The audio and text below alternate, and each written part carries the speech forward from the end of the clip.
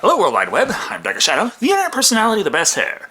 Yeah, I'm doing this review because the sequel is coming out this summer and the trailer looks really awesome, but truth be told, I have actually been meaning to do an Independence Day review for a while now, except I always kept thinking to myself, it'd be best to do this on the 4th of July, and then I would always end up scheduling huge seasonal specials all summer long. Oops. Independence Day, aka ID4, is a science fiction disaster film from 1996, written and directed by Roland Emmerich, whom at the time wasn't nearly as big a name, having done 6 movies before breaking into the public eye with his first Hollywood production in 1992, Universal Soldier, and finally, showing he can break the thing studios really care about, sales records, with Stargate in 1994. Which gave him all the clout he needed to get the green light on another film, Independence Day, a movie that would go forth and break so many records and make so much money that his career wasn't ruined when he tanked Godzilla 2 years later. Interestingly enough, Independence Day had very little at all to do with Independence Day, outside of it taking place and being released around said date. As pretty much everyone knows by now, thanks to the $30 million marketing budget, it's about an alien invasion, using freaking gigantic spaceships that ominously hover over recognizable landmarks from around the world and blow them the fuck up! It's also like 2.5 hours long, so if we want to dig into the plot, we better start now, so let's take a look at Independence Day and see how it holds up 20 years later. The film opens up with the declaration of the date, July 2nd, meaning we can already figure out this will have a traditional 3-act structure to it. More ominously, someone has vandalized the Apollo 11 landing site, removing the plaque from the lander leg and dumping it on some rocks. Not that the rest is left in pristine condition, as a massive spacecraft goes by so enormous that it manages to transmit powerful vibrations despite the lack of an atmosphere. Always at the ready, the guys at SETI notice the holy shit alien signal found light and take a listen to the signal. Oh, fuck, it's just another pulsar. Never mind. As far as everyone else figures, though, this must be an intelligent signal of artificial origin, so they wake up the team to collaborate and figure out where it's coming from. Despite the fact that the way SETI works is they pick a direction and then listen, so figuring out where should be the easy part. It's coming from the moon. Okay, then who was fucking around with the equipment? What genius decided to point at the moon listening for signs of intelligent life? I mean, I know it worked out this time, but still. Through the dumb luck of conveniently bad dish alignment, they stumble on this, though, and we see as the information rolls in and climbs up the ranks, revealing that the source of the signal is some massive object that is slowing down near the moon, about 1/4 the size of the moon itself. Obviously, this is so big, figuratively and literally, the President of the United States, Thomas Whitmore, played by everyone's favorite space pilot Bill Pullman, must know. Not any other country, they're not important. What is important is us establishing with Constance Spano, played by Margaret Collin, the nation thinks Pullman is a pussy. Whitmore seems less like the president and more like the orphan child Oliver asking, "Please, sir, I'd like some more." That's clever. Clever? What the fuck are you on? No wonder the nation's in the shit if the president is perpetually stoned. The call from the Department of Defense is enough to blow his buzz, though, but we have to hurry up and introduce more characters, because if there's one thing this movie has a fuck ton of, it's characters. We've got our environmentalist computer genius, David Levinson, played by Jeff Goldblum, his Jewish father Julius, played by Judd Hirsch, and of course Dave's jittery boss Marty, played by the highly recognizable Harvey Fernstein. We got static, we got snow, all kinds of distortions. Nobody knows. What the hell are you doing? There's a reason we have bins labeled recycle. What the hell is going on? My God in heaven. Every single can is a Coca-Cola can. You mean to tell me that everyone in the world, in this universe, drinks nothing but Coca-Cola? Nothing but Coca-Cola. Always.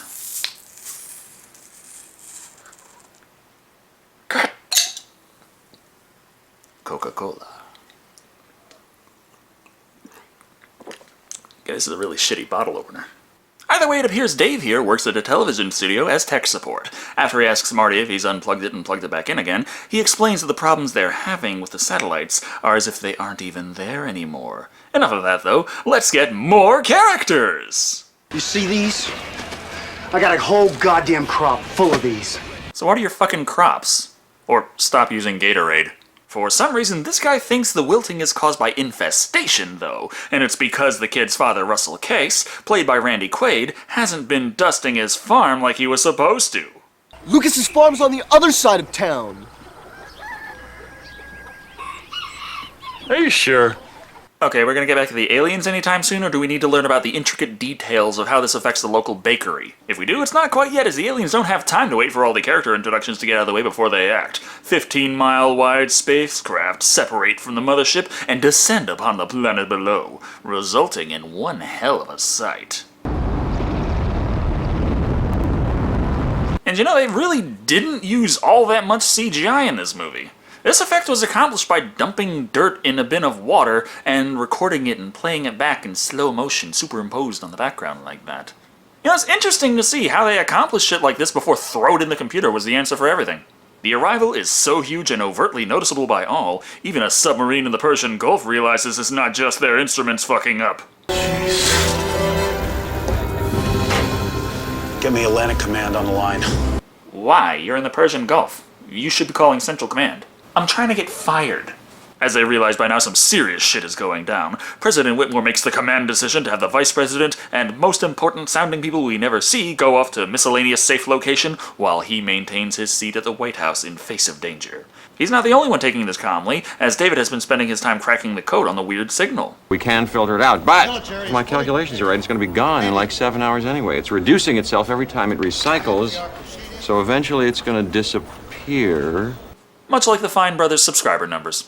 The magical disappearing signal takes on an ominous quality, though, once David learns of the other events taking place in the neighborhood. Also, there are a ton of other characters and side characters here, but fuck it, edit it for time, bitch. Besides, I can skip ahead to the part where they reveal what's hidden behind the smoke.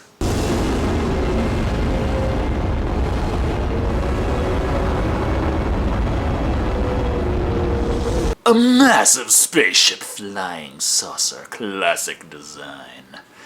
Or as Roger Ebert put it, lacking in imagination. I'm sorry, Roger, the aliens didn't come to Earth to show off their spinner rims to you. They came to park their fucking-normous ships over every major city in the world. At least that's the concept, as long as you accept there are only 36 major cities on the planet. That sounds important and all, but I know there's already angry comments being penned about the fact that to get here I skipped over the initial introduction of Will Smith's character, Stephen Hiller.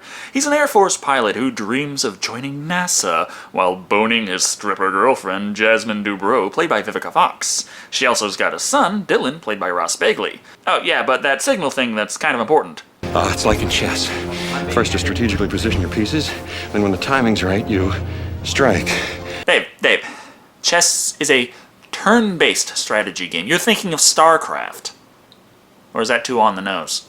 After explaining to Marty, countdowns in movies usually lead up to explosions, what should just so happen but a State of the Dumbfounded Gawking address by President Whitmore. This doesn't really tell us anything we don't already know, but it does let us segue somewhat easier over to the revelation that Connie, coincidentally enough, is David's ex, and that gives him a chance to call her and warn the nation of the impending threat. You are just being paranoid. It's not paranoia. The embedding's very subtle. It's probably been overlooked. Well, if she wants to be like that, fine. World can just be destroyed then. Oh, fuck, I still need a place to live. She's damn quick on that block button, though, meaning Dave has to go to DC as quickly as possible. Because a screaming maniac can easily enter the White House during an alien invasion. Thing is, he's environmentally conscious, so he doesn't have a gas-guzzling pollution machine to do it with, so he must rely on his slightly less wired father to drive him. Let's just get there as quickly as possible. What's the route, huh? You think we'll get to Washington and won't be there? Seriously, Dave, you keep talking to me like that, and I'm turning this car around. I've had it up to here with alien invasions. I don't gotta deal with your shit, too. Anyway, we still have over an hour and a half of a movie to get through, and fuck tons of exposition of marginal importance. So while all this is going on, Will Smith returns to duty while he was supposed to be on leave, but what's this? A letter from NASA! Well, he can't read it, so why not have his inexplicably friendly buddy with no established family or relationships have the honors? Jimmy Wilder, played by Harry Connick Jr. We regret to inform you that despite your excellent record of service, I'm sorry, man. But hey, look on the bright side. You've got something to aspire to later in the movie. I'm just a happy-go-lucky friendly guy with no relationships outside of my friendship with you. That'll end well. No bother, David makes it down to DC, and through the use of some technobabble that doesn't make any sense, and artifacts from deleted scenes, manages to contact Connie and convince her to condone the collaboration with the Commander-in-Chief. Thus, David gets to explain the signal and the alien plan. Let's say that you wanted to coordinate with spaceships on different sides of the Earth. I couldn't send a direct signal, right? Well, not by radio, no, but if they used a neutrino signal, yeah, they could. But these are primitive aliens. So primitive, not only do they require satellites to bounce the signals off of, but they didn't even bring their own to do it. The clock is ticking. Hey, you like the synchronized clock app? I made it myself, and I'll admit the extra graphical touches were unnecessary, but I had plenty of time on the way over, so I just figured I'd add a little pizzazz. With this revelation, President Whitmore calls for evacuation, but it's too late. The aliens are already giving their own response to the light show attempt at establishing communications.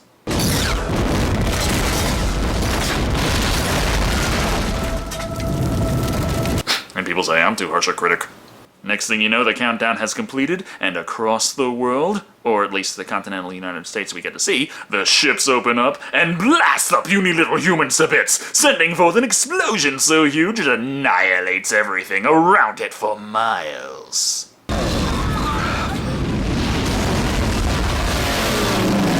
Well, no wonder he didn't escape in time if he was heading towards the explosion.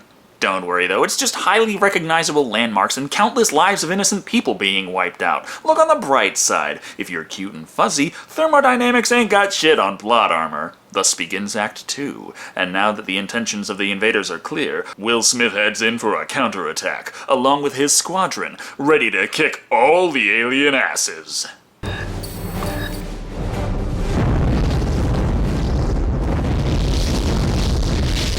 Resulting in the next big revelation.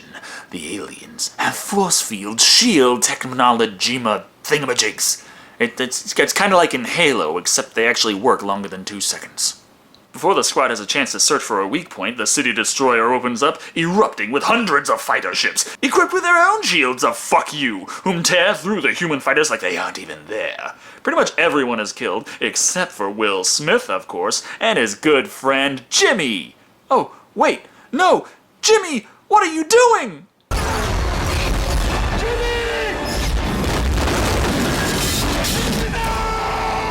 Man, could you believe the critics complained that the plot and characters were cliche and predictable?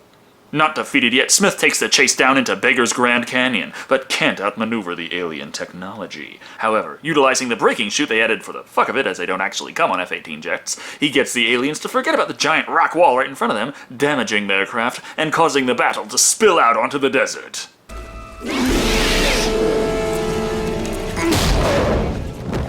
Welcome to Earth.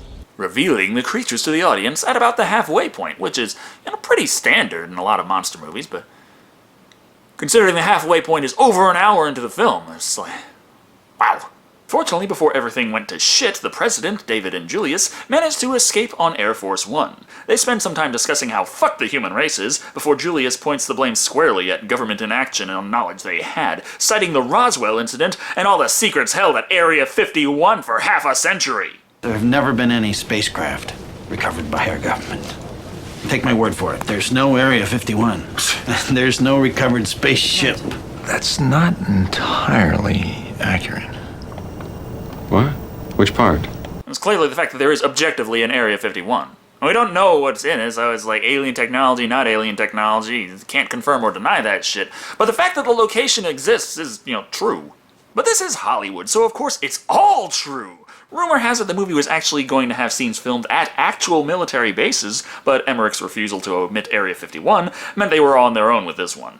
Whatever the case may be, we are introduced to the eccentric Dr. Okun, played by Brett Spiner, possibly best known for his role as Data in Star Trek The Next Generation.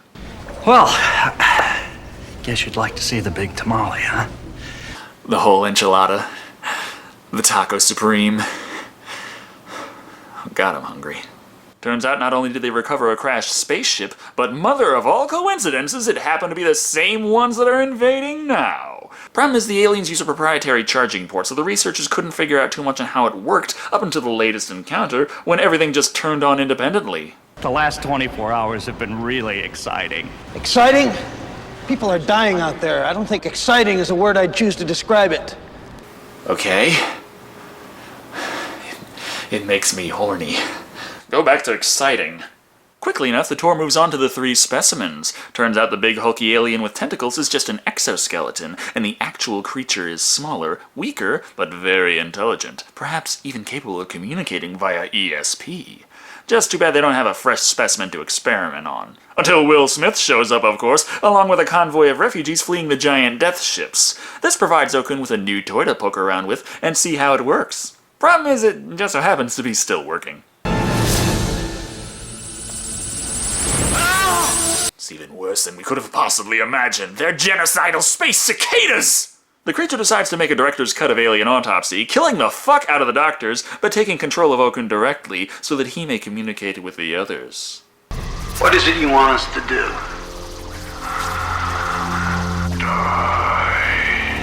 Okay, I get where you're coming from here, but how about we work on a little compromise? Some broken bones and bloody noses. Would that work for you?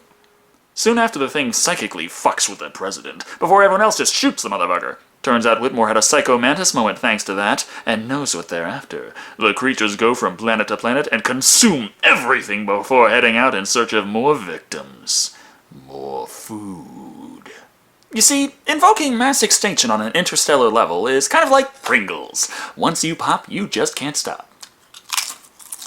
With this knowledge, the president makes the call to nuke the motherfuckers out of here. Much to David's dismay, as even if that does work, the result of all nations fighting the aliens off with nukes would pretty much fuck the planet anyway. But it's not like that's going to happen, as when they score a direct hit on a city destroyer, wouldn't you know it, they still have those shield things, and therefore the nuke did fuck all but dump a bunch of radiation on our own people. At this point, David is livid and liquored, madly rambling about the virtues of self-destruction.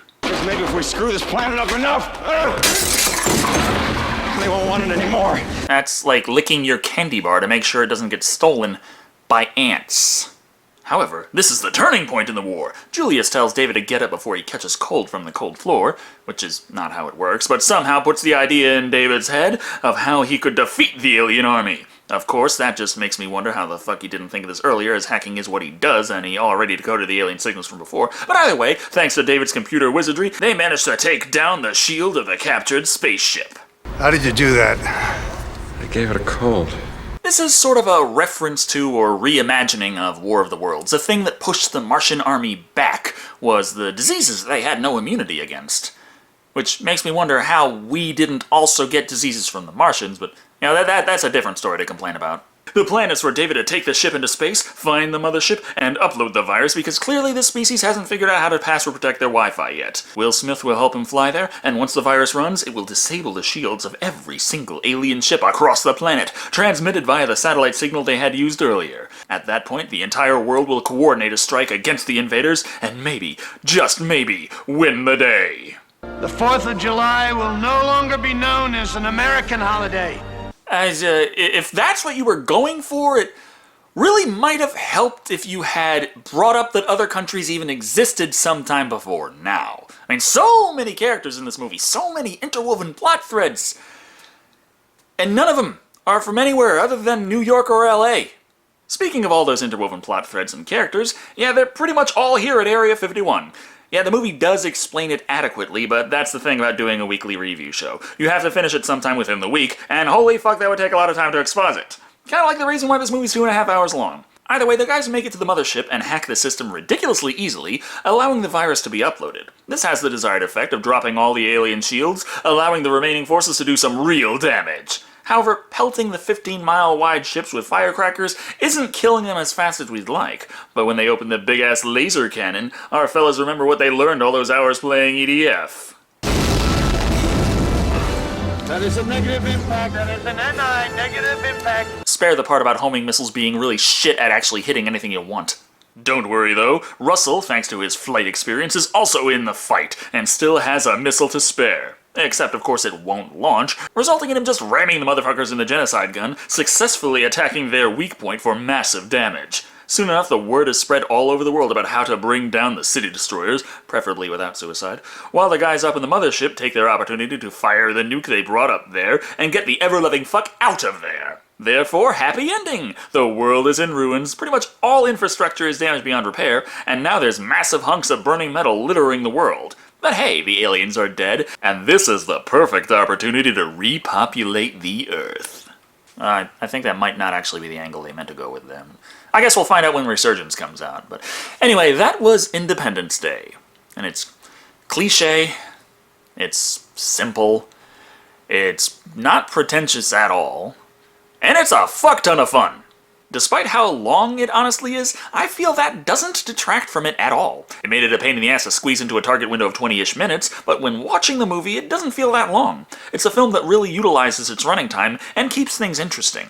Not to say I think all the different points brought in were completely necessary. Yes, they added to it, but a lot could be shaved off here and there without losing all that much. Family drama, extra friends, so many things work pretty well to flesh out the world, but don't really do too much to contribute to the plot at all. Of course, the plot was complex enough that I did not do it justice in this abridged explanation of what it's about.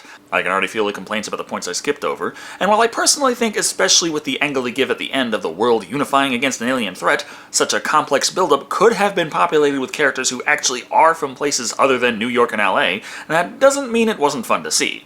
That's pretty much how I feel about this movie as a whole. It's simple, cliché, predictable, and non-stop entertainment. If you think movies must be poetic in some way, it might disappoint, but only if you feel that beyond the basic human experience of joy. It's not aristocratic Oscar bait, but it isn't trying to be. It's trying to be a fun ride. Independence Day accomplishes this with flying colors, scoring a solid 4 nukes right up the alien's ass out of 5. I think a 5 is reserved more for a movie that makes me feel like, I don't know, I've experienced something special. Something that this does easily qualify for them, but to me, not quite. Thank you all for watching. I've been Dr. Shado, and remember, always Coca-Cola. And I really don't like Coke.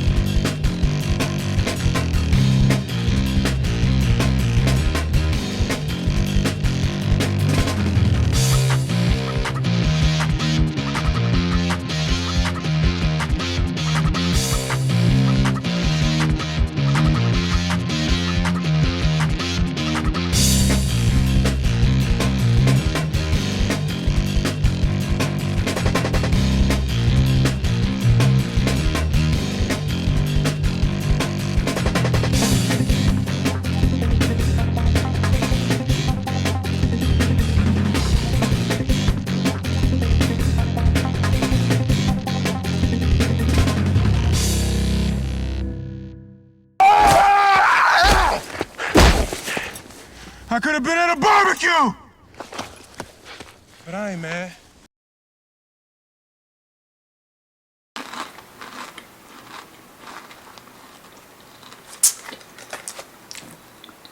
Okay, where the hell's my check?